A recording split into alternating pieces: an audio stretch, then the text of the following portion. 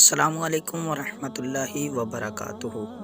Season 1 کی پہلی episode آپ دیکھ چکے ہیں، جس میں آپ نے حضرت ابو بکر صدیق رضی اللہ تعالیٰ عنہ کا مختصر سا تعارف، آپ کے بچپن کے واقعات اور قبل اسلام سے آپ کی زندگی کے متعلق آگاہی حاصل کی۔ آج دوسری ایپیسوڈ کے اندر آپ کو ہم حضرت ابو بکر صدیق رضی اللہ تعالیٰ عنہ کا قبول اسلام اور اس کے بعد آپ پر ظلم و ستم کے متعلق مستند تاریخ کے بارے میں آگاہ کریں گے۔ بہت سے صحابہ کرام و تابعین عظام رضوان اللہ تعالی علیہم اجمعین فرماتے ہیں کہ سب سے پہلے اسلام قبول کرنے والے حضرت ابو بکر صدیق ہیں۔ امام شافعی رحمۃ اللہ تعالی علیہ فرماتے ہیں، میں نے حضرت ابن عباس سے پوچھا کہ سب سے پہلے اسلام لانے والے کون ہیں، تو انہوں نے فرمایا حضرت ابو بکر صدیق، اور ثبوت میں حضرت حسان کے وہ اشعار پڑھے جو حضرت ابو بکر صدیق کی تعریف و توصیف میں ہیں، اور ان میں سب سے پہلے آپ کے اسلام لانے کا ذکر ہے۔ اور ابن عساکر نے حضرت علی کی روایت سے کی ہے کہ انہوں نے فرمایا کہ سب سے پہلے مردوں میں حضرت ابو بکر صدیق اسلام لائے۔ اور ابن سعد نے صحابی رسول حضرت ابو عروی دوسی رضی اللہ تعالیٰ عنہ سے روایت کی، انہوں نے فرمایا سب سے پہلے جو اسلام لائے وہ حضرت ابو بکر صدیق ہیں۔ یہاں تک کہ حضرت میمون بن مہران رضی اللہ تعالیٰ عنہ سے جب دریافت کیا گیا کہ حضرت ابو بکر صدیق رضی اللہ تعالیٰ عنہ پہلے مسلمان ہوئے یا حضرت علی، تو انہوں نے جواب میں فرمایا قسم ہے خدائے عز و جل کی کہ حضرت ابو بکر صدیق حرا راہب ہی کے زمانے میں نبی کریم صلی اللہ علیہ وآلہ وسلم پر ایمان لا چکے تھے، جبکہ حضرت علی رضی اللہ تعالیٰ عنہ پیدا بھی نہیں ہوئے تھے۔ حضرت ابو بکر صدیق رضی اللہ تعالیٰ عنہ حضور صلی اللہ علیہ وآلہ وسلم کو بہت چاہتے تھے اور ان سے بے انتہا محبت فرماتے تھے۔ شروع زمانہ اسلام میں جب شخص کوئی بھی ایمان لے کر آتا تو حتی الامکان اپنے اسلام کو چھپائے رکھتا تھا، اور سرکار اقدس صلی اللہ علیہ وآلہ وسلم بھی چھپانے کی تلقین فرماتے تھے تاکہ کافروں کی اذیت نہ پہنچے۔ جب مسلمانوں کی تعداد تقریباً 40 ہوئی تو حضرت ابو بکر صدیق نے رسول خدا صلی اللہ علیہ وآلہ وسلم سے درخواست کی کہ اب اسلام کی تبلیغ کھلم کھلا اور علل اعلان کی جائے۔ پہلے تو حضور صلی اللہ علیہ وآلہ وسلم نے انکار فرمایا، لیکن جب صدیق اکبر رضی اللہ تعالی عنہ نے بہت اصرار کیا تو آپ نے قبول فرما لیا اور سب لوگوں کو ساتھ لے کر مسجد حرام میں تشریف لے گئے۔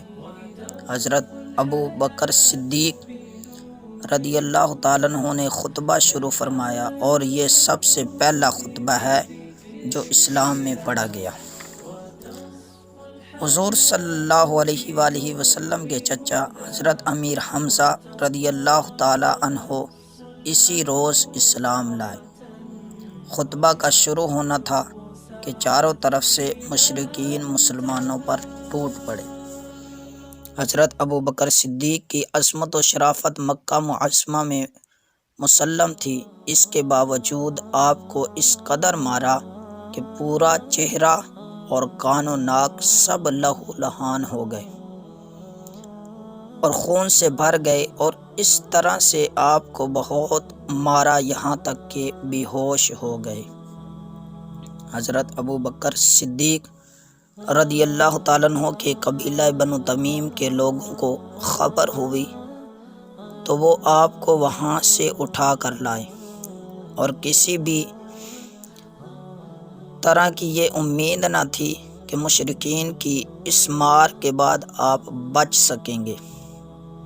آپ رضی اللہ تعالیٰ عنہ کے قبیلہ کے لوگ مسجد کعبہ میں آئے اور اعلان کیا کہ حضرت ابوبکر صدیق اس حادثے میں انتقال کر گئے تو ہم ان کے بدلے میں عتبہ بن ربیعہ کو قتل کریں گے، کہ اس نے حضرت ابوبکر صدیق کو مارنے میں زیادہ حصہ لیا تھا۔ شام تک آپ بے ہوش رہے اور جب ہوش میں آئے تو سب سے پہلے لفظ یہ تھا کہ حضور کا کیا حال ہے۔ لوگوں نے آپ کو بہت ملامت کی کہ انہی کے ساتھ رہنے کی وجہ سے یہ مصیبت پیش آئی، اور دن بھر بے ہوش رہنے کے بعد بات کی تو سب سے پہلے انہی کا نام لیا، اور سب سے پہلے ان کا نام کیوں نہ لیں کہ ان کے خون کے ایک ایک قطرہ میں سرکار اقدس صلی اللہ علیہ وآلہ وسلم کی محبت موجزن تھی۔ کچھ لوگ بد دلی کے سبب اور بعض لوگ اس خیال سے اٹھ کر چلے گئے کہ جب بولنے لگے ہیں تو اب آپ کی جان بچ جائے گی۔ جاتے ہوئے لوگ آپ رضی اللہ تعالیٰ عنہ کی والدہ محترمہ حضرت ام الخیر ان سے کہہ گئے کہ حضرت ابوبکر کے کھانے پینے کے لیے کچھ چیزوں کا اہتمام کر دیں۔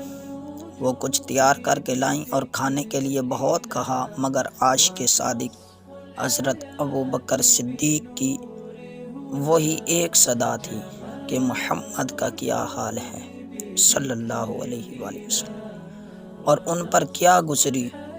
آپ کی والدہ نے فرمایا کہ مجھے کچھ نہیں معلوم کہ ان کا کیا حال ہے۔ آپ نے فرمایا کہ حضرت عمر کی بہن ام جمیل کے پاس جا کر دریافت کرو کہ حضور کا کیا حال ہے۔ وہ اپنے صاحبزادے کی اس بے تابانہ درخواست کو پورا کرنے کے لیے دوڑی ہوئی ام جمیل کے پاس گئیں اور سیدنا محمد رسول اللہ صلی اللہ علیہ وآلہ وسلم کا حال پوچھا۔ وہ بھی اس وقت تک اپنے اسلام کو چھپائے ہوئی تھی۔ انہوں نے ٹال دیا، کوئی واضح جواب نہیں دیا، اور کہا اگر تم کہو تو میں چل کر تمہارے بیٹے حضرت ابوبکر صدیق رضی اللہ تعالی عنہ کو دیکھوں کہ ان کا کیا حال ہے۔ انہوں نے کہا کہ ہاں چلو۔ حضرت ام جمیل رضی اللہ تعالی عنہ ان کے گھر گئیں اور حضرت ابوبکر صدیق رضی اللہ تعالیٰ عنہ کی حالت دیکھ کر برداشت نہ کر سکیں، بے تحاشا رونے لگیں۔ حضرت ابوبکر صدیق رضی اللہ تعالیٰ عنہ نے ان سے پوچھا کہ حضور کا کیا حال ہے۔ حضرت ام جمیل نے آپ کی والدہ کی طرف اشارہ کرتے ہوئے فرمایا وہ سن رہی ہیں۔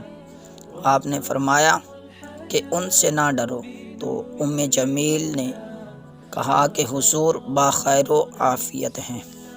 آپ نے پوچھا اور فرمایا کہ اس وقت کہاں ہیں؟ انہوں نے کہا کہ حضرت ارقم کے گھر تشریف رکھتے ہیں۔ فرمایا قسم ہے خدا ذوالجلال کی کہ میں اس وقت تک کچھ نہیں کھاؤں گا جب تک کہ حضور صلی اللہ علیہ وآلہ وسلم کی زیارت نہیں کر لوں گا۔ آپ کی والدہ محترمہ تو بہت زیادہ بے قرار تھیں کہ آپ کچھ کھا پی لیں، مگر آپ رضی اللہ تعالیٰ عنہ نے قسم کھا لی کہ جب تک حضور صلی اللہ علیہ وآلہ وسلم کی زیارت نہیں کر لوں گا کچھ نہیں کھاؤں گا۔ تو آپ رضی اللہ تعالیٰ عنہ کی والدہ نے لوگوں کی آمد و رفت کے بند ہونے کا انتظار کیا تاکہ ایسا نہ ہو کہ آپ کو کوئی دیکھ کر پھر اذیت پہنچا دے۔ جب رات کا بہت سا حصہ گزر گیا اور لوگوں کی آمد و رفت بند ہو گئی تو حضرت ابوبکر صدیق کو ان کی والدہ محترمہ حضور اقدس صلی اللہ علیہ وآلہ وسلم کی خدمت میں حضرت ارقم رضی اللہ تعالیٰ عنہ کے گھر پہنچی۔ حضرت ابوبکر صدیق رضی اللہ تعالیٰ عنہ حضور صلی اللہ علیہ وآلہ وسلم سے لپٹ گئے اور حضور صلی اللہ علیہ وآلہ وسلم بھی اپنے عاشق صادق سے لپٹ کر روئے، اور حضرت ابو بکر صدیق رضی اللہ تعالیٰ عنہ کی حالت دیکھ کر سب رونے لگے۔ اس واقعہ سے صاف ظاہر ہے کہ آقا دو عالم نور مجسم صلی اللہ علیہ وآلہ وسلم سے حضرت صدیق اکبر رضی اللہ تعالیٰ عنہ کو غایت درجہ محبت تھی، اور آپ رضی اللہ تعالیٰ عنہ جان تک قربان کرنے کے لیے تیار تھے۔ اس میں ان لوگوں کے لیے بہت بڑا جواب ہے جو لوگ معاذ اللہ آپ کو برا بھلا کہتے ہیں، آپ کو گالیاں دیتے ہیں اور جھوٹے الزام لگاتے ہیں۔ ان لوگوں کے ہوش کے ناخن لینے چاہیے۔ اگر آج نہیں تو کل بروز قیامت اگر آقا علیہ الصلوۃ والسلام نے یہ پوچھ لیا کہ میرے اس صحابی، میرے اس دوست کو تم برا بھلا کہتے تھے، آج تمہارے لیے جنت میں کوئی جگہ نہیں ہے، تو کیا کرو گے؟ دوستوں، اگر میری یہ ویڈیو آپ کو اچھی لگتی ہیں تو اس کو لائک، شیئر اور میرے چینل کو سبسکرائب ضرور کریں تاکہ نئی ویڈیوز آپ تک جلد پہنچ سکیں، اور اس کے ساتھ ہی کمنٹ میں یہ بتا دیا کریں اگر ویڈیو آپ کو اچھی لگتی ہے یا کوئی مشورہ دینا چاہیں تو وہ ضرور عطا فرمائیں۔ رجوتك عفوا ولا